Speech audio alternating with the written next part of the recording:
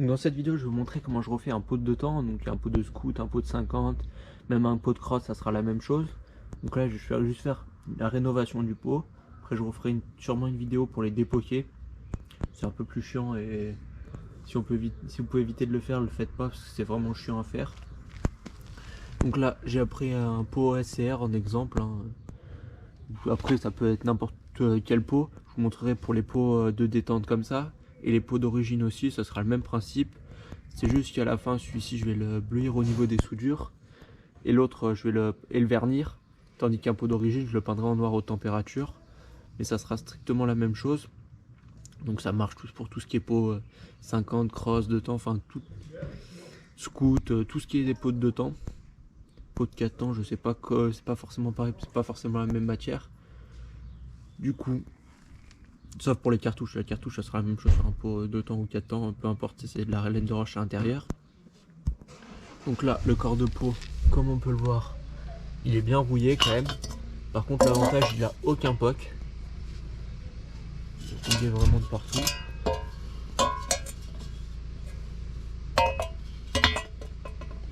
La cartouche, par contre, elle est en sale état. Donc là, bon, après, soit je vais pas m'embêter à le redresser, je verrai si j'arrive à le redresser, ou soit je le laisserai comme ça. La cartouche, je vais la démonter complet, la repeindre. Le tube de fuite, je vais le démonter et le refaire comme le pot, ça c'est exactement pareil. Et le collier, donc le collier, ce que je vais faire, je le montrerai après dans la vidéo, mais je vais le passer entièrement à la paille de fer. Et normalement, c'est suffisant pour le ravoir propre. Sinon, après, c'est de le passer à la brosse métallique comme le pot. Donc, je vais expliquer vite fait comment je fais et après, je montrerai en détail toutes les étapes.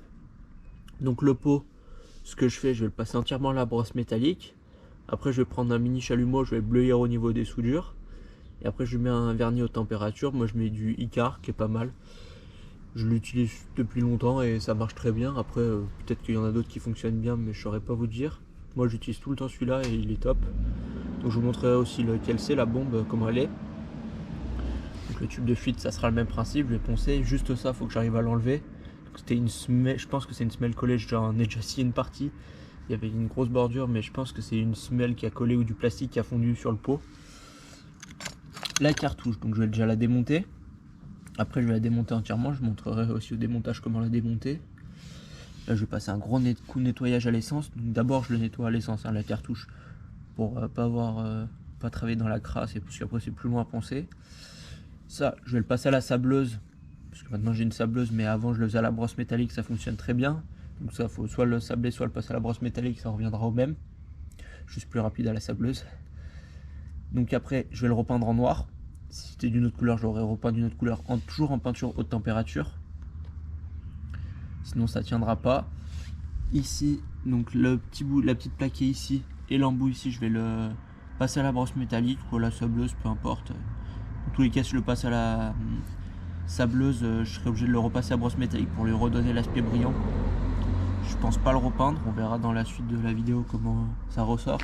Mais je pense juste le passer à la brosse métallique et le laisser couleur alu, ça rend pas mal avec le noir. Le collier, j'ai déjà expliqué, donc après le reste, je vais tout passer à la brosse métallique. Donc je reprends pour le démontage de la cartouche. Donc là, j'ai déjà passé la cartouche à l'essence. J'ai démonté aussi du tube de fuite. J'ai laissé le joint sur le tube de fuite. Là, après, je vais tout refaire. J'enlève les écrous anti-desserrement. Et que celui-ci qui n'était pas un écrou anti-desserrement, je mettrai moi un écrou anti-desserment. Bon, je l'ai nettoyé vite fait. J'ai pas fait un truc super propre. Donc là, on va la démonter pour pouvoir repeindre ça. Et repeindre aussi ça, ou passer à la brosse métallique du moins. Ça à ne pas faire sur un endroit propre, pas sur une table blanche ou chose comme ça. Donc taper sur les 3 vis qui ressortent, 2 ou 3 vis, ressortir de l'autre côté, et après il suffit juste tirer de l'autre côté. Voilà, ça sort. Donc là on voit bien qu'il en restait pas grand chose de la laine de roche. Et après pour enlever cette plaque, bon là elle part toute seule. Sinon soit tirer un peu dessus ou avec faire levier avec un tournevis. Ou sinon le plus simple, on prend quand c'est ici du coup, faut prendre un bout de bois et taper avec un marteau et ça sort tout seul. Donc ça, je vais le nettoyer. Je pense que juste un coup de brosse métallique, coup de paille de fer, ça sera bon. Ça, je vais l'assabler et repeindre, enlever l'autocollant, tout. Donc ça, je vais jeter, on pourra rien en faire. Vu l'état de la laine de roche. Bon, je vais finir de décoller plus tard. Donc là, on voit bien qu'il y avait la moitié qui était cramée. Et ça, qui n'existe plus. Et cette partie qui est déjà bien cramée. Donc là, tout est à changer. Je vais mettre de la laine de roche neuve, mais je vous montrerai au remontage. Cette partie, je vais aussi la passer à la brosse métallique pour la faire propre. Et puis je reprends quand je remonte la cartouche. Et pour la suite du pot. Là, j'ai entièrement sablé le tube de la cartouche. Donc il est complètement nickel, hein. J'ai enlevé toutes les traces qu'il y avait. Je vais pouvoir le repeindre. Bon, après on voit toujours les petites traces qu'il y avait là. Ici, on ne pourra pas les enlever avec ça, hein. Dans tous les cas, ça sera. Là, j'ai juste retiré la peinture partout. Et je vais le repeindre en noir haute température. Donc avec cette peinture. C'est de l'iCar. J'utilise ça aussi sur les pots complets, hein. Quand c'est un pot d'origine, je le repeins complet avec cette peinture au lieu de le poncer à la brosse métallique, bleuir les soudures et le vernir. Je le repeins avec cette peinture. Ça marche très bien. J'en ai déjà fait. Ça fonctionne nickel. Donc là, je vais faire juste la cartouche puisque le pot, c'est un pot de détente. Donc je vais le faire propre avec plus joli. Et je pourrais le peindre avec ça aussi. Ça fonctionnerait aussi. C'est juste, ça serait moins joli. Donc ça, il est nickel. Je vais le peindre. Et puis je montrerai le résultat à la fin. Et je vais montrer aussi. Donc là, c'est une autre marque de peinture. Mais j'utilise ça pour faire les parties plus grises. Donc quand c'est trop abîmé, pour juste passer à la brosse métallique les embouts et leur redonner leur brillance, je les repeins avec ça. Ça fait une couleur un peu comme si c'était sablé, ça refait un peu couleur usine. C'est nickel.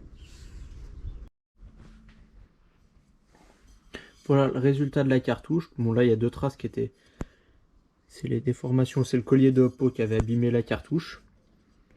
Je sais pas si on se rend bien compte avec le soleil. Je vous montrerai le résultat final de la cartouche montée. Voilà avec la peinture neuve. L'embout, je l'ai entièrement poncé à la brosse métallique. Donc avec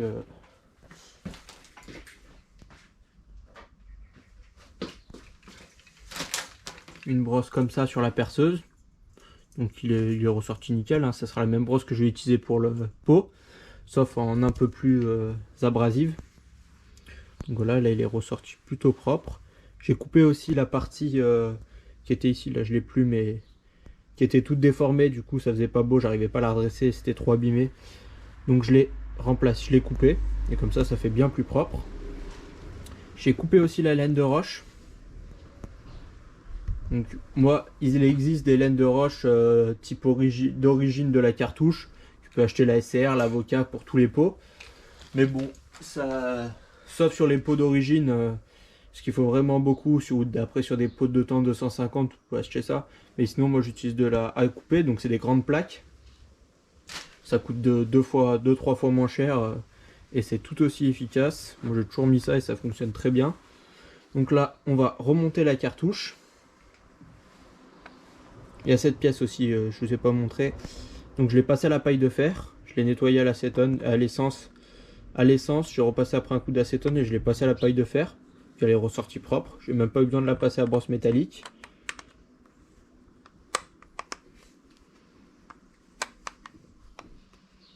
Juste que j'arrive à la ressortir maintenant.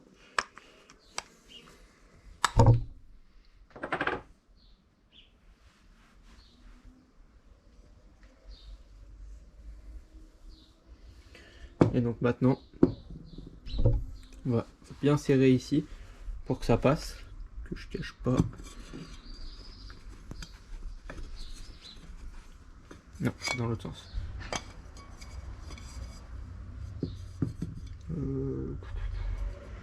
Côté qui était le plus frotté, ouais, c'est ça.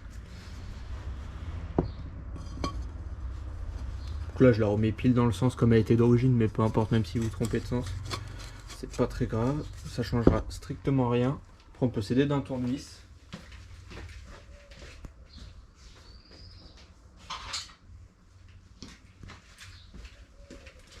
Ça arrive souvent que la laine de roche elle bloque.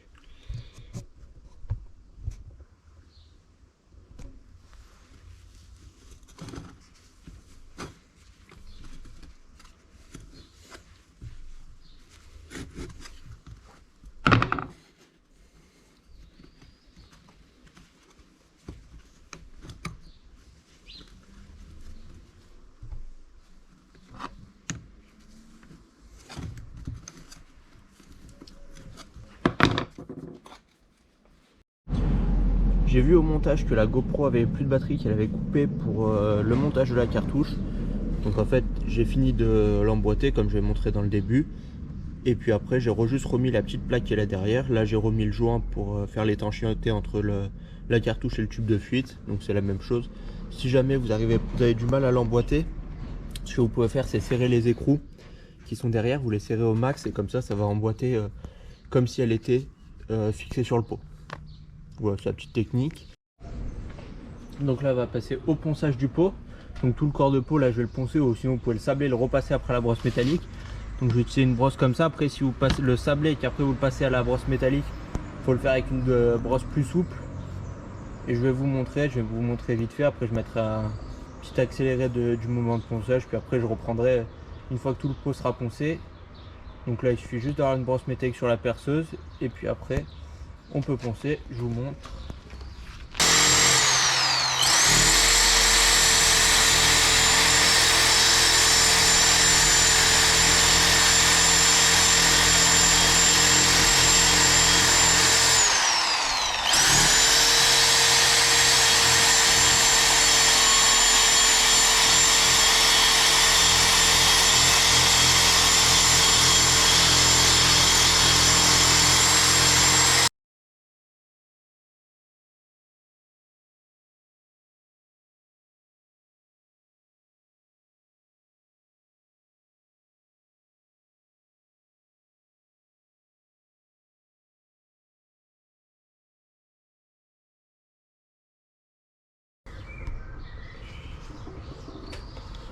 Donc voilà, là j'ai commencé à poncer. En 5 minutes, hein, j'ai enlevé une bonne partie. Après je vais tout poncer pour que le pot devienne comme ça partout. Et puis après je reprends et je vous montre pour bleuir les soudures et tout le reste. Donc là je ponce tout le pot et je reprends la vidéo juste après une fois que tout est poncé. Donc voilà, là j'ai entièrement poncé le pot. Donc après oui il reste des petits points noirs. Mais ça c'est très difficile de les enlever, voire même impossible. Donc là je l'ai tout poncé de partout. Donc l'idéal c'est quand même de le mettre dans un étau. Comme j'ai montré au début là, avec la brosse métallique, sinon il bouge trop et c'est vraiment chiant à faire. Là en le mettant dans l'étau, la brosse métallique c'est parfait. Là je sais pas, j'ai dû mettre ouais, j'ai peut-être mis une heure pour le poncer, une demi-heure, une heure pour le poncer complet. Celui-là il était assez rapide, il a été encore assez propre. Et même sur des pots vraiment très rouillés, je l'ai déjà fait, ça pose aucun problème. Donc là le pot ressort nickel, pas neuf hein, évidemment, mais nickel. Donc voilà, il faut juste la brosse métallique, le poncer comme ça. Là je vais bleuir les soudures. Donc je vais prendre un petit chalumeau comme ça. Donc c'est des mini chalumeaux, je sais pas comment ils appellent ça, ou lampe à souder. Lampe à souder. Je le remets dans l'étau comme il était. Je repose la caméra et je vous montre un peu comment je fais. Puis après, comme pour le ponçage, je monte au début. Puis après, je finis tout hors caméra. Puis je remonte le résultat final. Donc là, sur celle d'en bas, je peux le régler avec une flamme un peu plus épaisse puisque la soudure est assez large. Et après, sur celle d'au-dessus, je règle une flamme plus fine. Donc là, j'attends que ça devienne un peu jaune-violet. Et après, je vais commencer à tourner autour. Là, ça devient jaune-violet, je commence à tourner autour.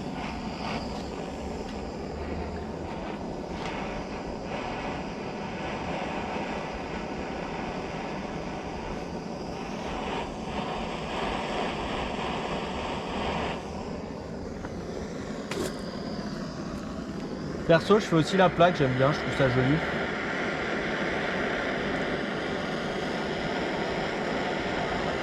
Donc là, c'est pareil, une fois qu'elle commence à bleuir, j'arrête. Et là, après, on va commencer avec celle au-dessus. Il faut aller plus doucement. Parce que sinon, ça fait des soudures trop larges et c'est pas beau et ça rend pas bien.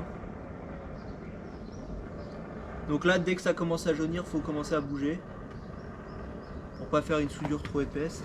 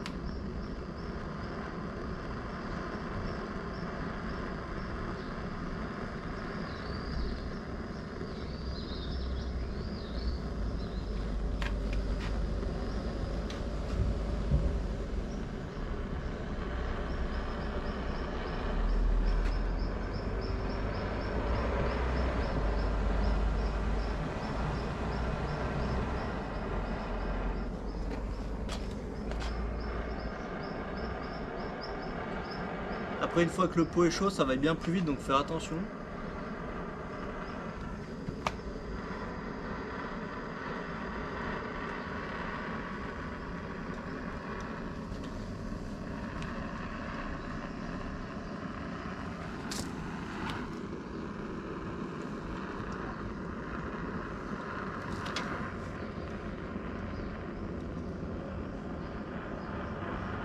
Donc plus il est fin, plus c'est compliqué et plus ça va vite, donc il faut bouger plus rapidement.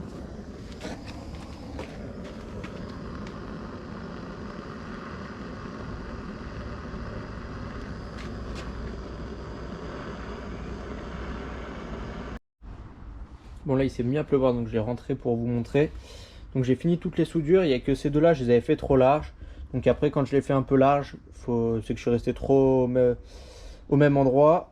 Et quand le métal est fin, ça se voit tout de suite. Donc je prends ça s'appelle, je sais plus, mais c'est du petit grain à poncer fin. C'est pas de la paille de fer, mais c'est du Scott Bridge. Je crois que c'est ça, c'est comme ça que ça s'appelle. Et je repasse entre, comme j'ai fait là, pour supprimer un peu la partie bleutée. Comme ça fait plus pas qu'une grosse trace. Donc là,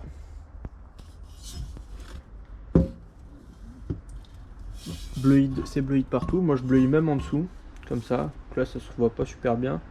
Et j'aime bien bleuir aussi le bout. Là on voit avec le reflet du soleil. Moi j'aime bien bleuir le bout comme ça. Bon après c'est chacun fait comme il veut. Donc de l'autre côté, il y a cette partie aussi où j'ai fait un peu large. Sinon après le reste ça va. Le côté aussi je fais l'intérieur. Donc là il n'est pas encore verni. Après je vais vous montrer la prochaine étape. Je le vernis. Et la petite plaque aussi, j'aime bien faire la petite plaque comme ça. Donc là après je vais lui repasser un coup de nettoyage et je vais le vernir. Je vais vous montrer la bombe de peinture que j'utilise. Donc c'est du vernis haute température spécial échappement. Sinon ça tient pas et ça cloque. Et ça va le protéger aussi de la rouille. Ça n'empêche pas qu'il rouille. Si on le nettoie pas régulièrement, il va rerouiller. Moi par exemple sur ma DT, bon, pour ceux qui connaissent ma DT, le pot il a, oula, il doit avoir plus de 2 ans. Et après je roulais jamais sous la pluie, mais il a jamais bougé, tout est nickel. À part qu'il a encore bleui toute la partie bas, mais ça c'est un autre problème, c'est parce qu'il a trop chauffé en roulant. Mais sinon ça bouge pas.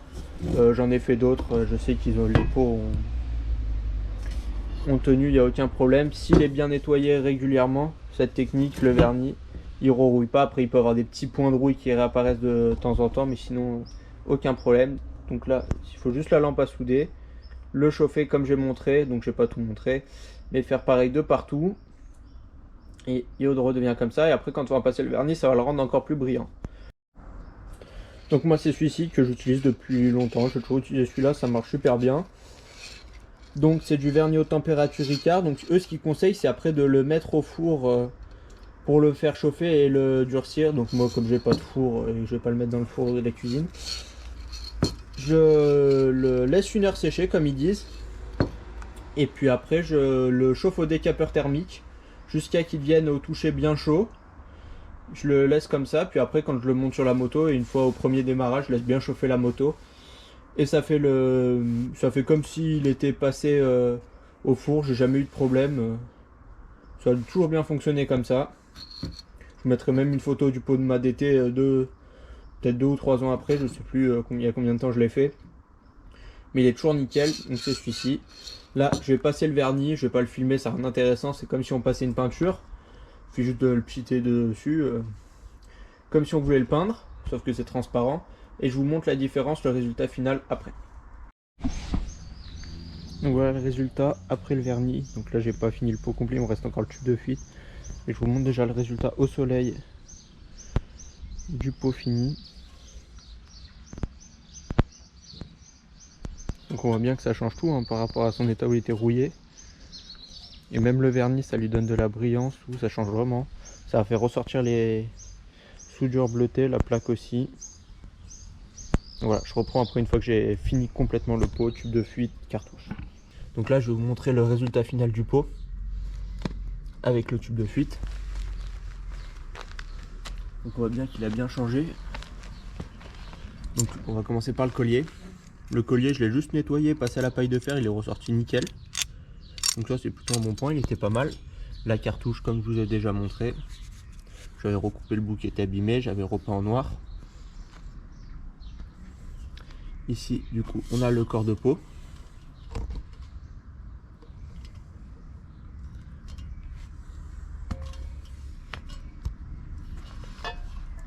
Donc comme il était assez rouillé, il y a encore des petits points noirs qu'on ne pourra pas enlever et qui des fois font ressortir des légers points de rouille, mais bon ça on n'a pas trop le choix. En le nettoyant assez régulièrement, ça finit par disparaître. Donc voilà.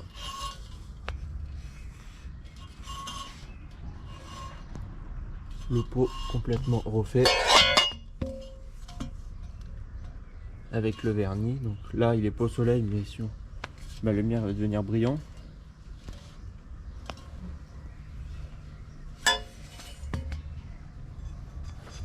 Et ici le tube de fuite, donc j'avais pas montré.